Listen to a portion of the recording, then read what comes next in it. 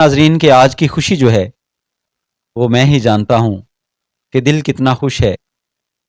آج ایک ایسی ہستی کے متعلق آپ کو بتائیں گے، ان کے صاحبزادے، ان کے فرزند جناب حسن اختر احسن صاحب. جی السلام علیکم.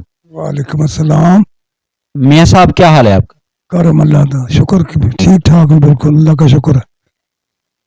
اچھا، جتنی عقیدت ہے پاکستان میں حضرت میاں دائم اقبال دائم صاحب کی، آپ نے بچپن میں آنکھ کھولی اور اتنا عرصہ ان کے ساتھ زندگی گزاری. کیسا پایا آپ نے ان کو؟ شاعر تھے، روحانیت کے لحاظ سے وہ کس مقام پہ تھے؟ ہم نے دیکھا ہے کہ ان کا کلام مزارات پہ بھی پڑھا جاتا ہے اور ان کا کلام مساجد میں بھی پڑھا جاتا ہے، تو اس کے بارے میں ہمیں کچھ بتائیے گا. اصل میں بات یہ کہ جو ان کا جو سلسلہ طریقت ہے نا، اس کے حوالے سے طریقت، شریعت، حقیقت اور معرفت، یہ سلسلہ تھا ان کا.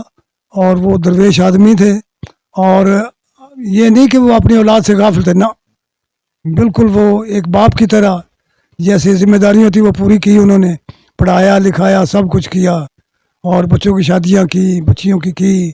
تو وہ دنیا داری کے حوالے سے بھی ٹھیک تھے اور دینداری کے حوالے سے بھی، اور عرفان اور معرفت ان کا مطمع نظر تھا. اصل میں درویشی فقیری. تو اس سلسلے میں ایک شعر پیش کروں گا ان کا کہ دعائیا، جب ہم دعا مانگتے ہیں نا تو اس حوالے سے پنجابی کا ہے، 4 مصرے ہیں وہ.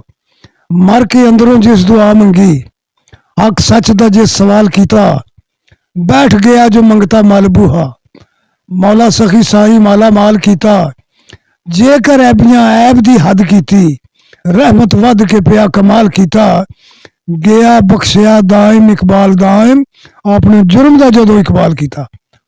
اور اصل میں یہ ہے کہ وہ جرم کرتے بھی ہیں اور مانتے بھی نہیں ہیں ہم. تو انہوں نے یہ کہا ہے کہ اپنا جرم کیا ہے تو اس کو مانے تو صحیح نا. انہوں نے ایک طریقہ کار بتایا اس لیے.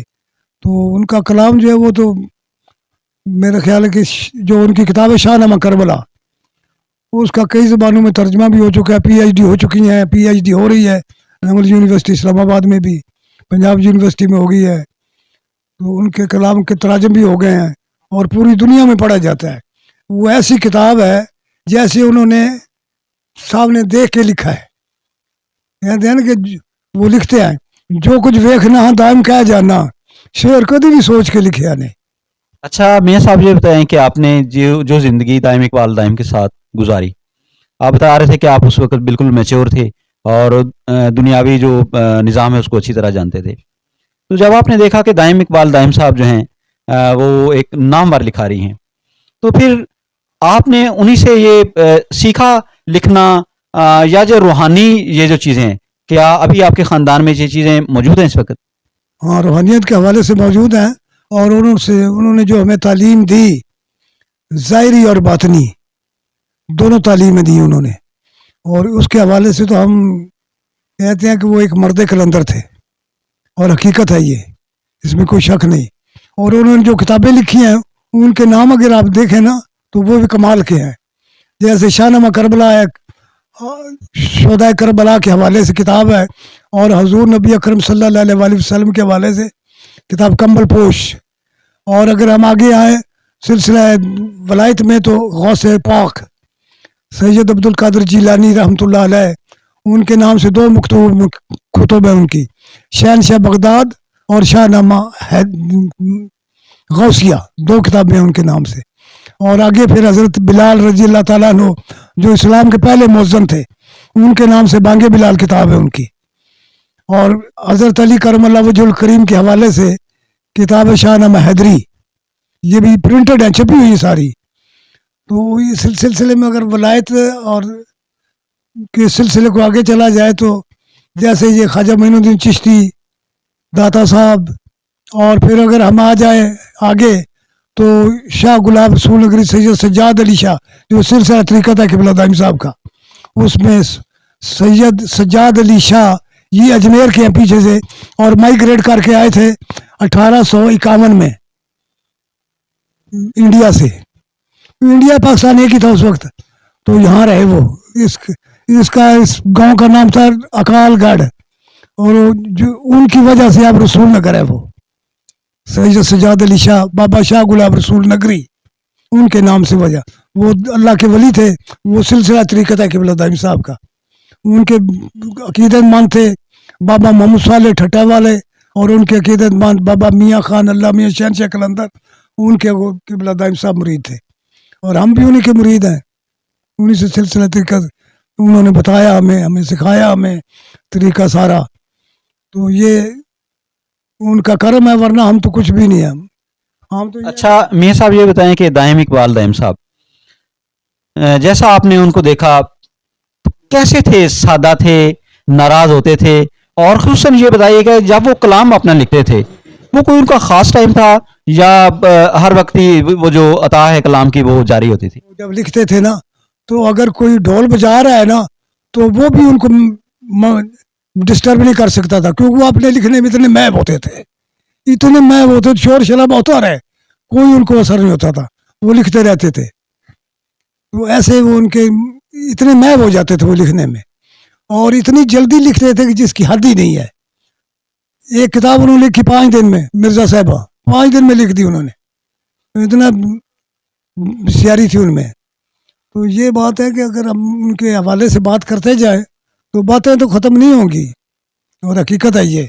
अच्छा ये बताएं कि दाइम इकबाल दाइम साहब, हमारे पास हमने देखा है कि बुजुर्गवार जो हैं वो किसी जगह पे वो पंजाबी कलाम उनका बड़ा शौक के साथ पढ़ते हैं और बड़ा फखरिया बयान करते हैं, तो उन्होंने कितनी ज़ुबानों में कलाम लिखा है?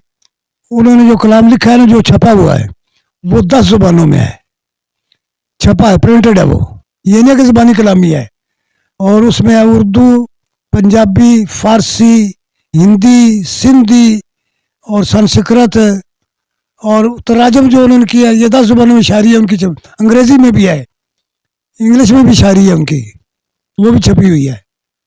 और वो जो तराजम उन्होंने किए मुख्तलिफ ज़बानों से, मतलब शख्स सादी की गुलिस्तान का पंजाबी तर्जमा कर दिया पूरा मंजूम, शेरों का शेरों में और नसर का नसर में।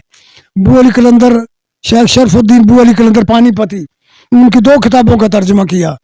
रक्स कलंदर उसका नाम था, मसनवी मखज़न कलंदरी और मसनवी वैदतल वजूद, दोनों को पंजाबी में तर्जमा किया उन्होंने।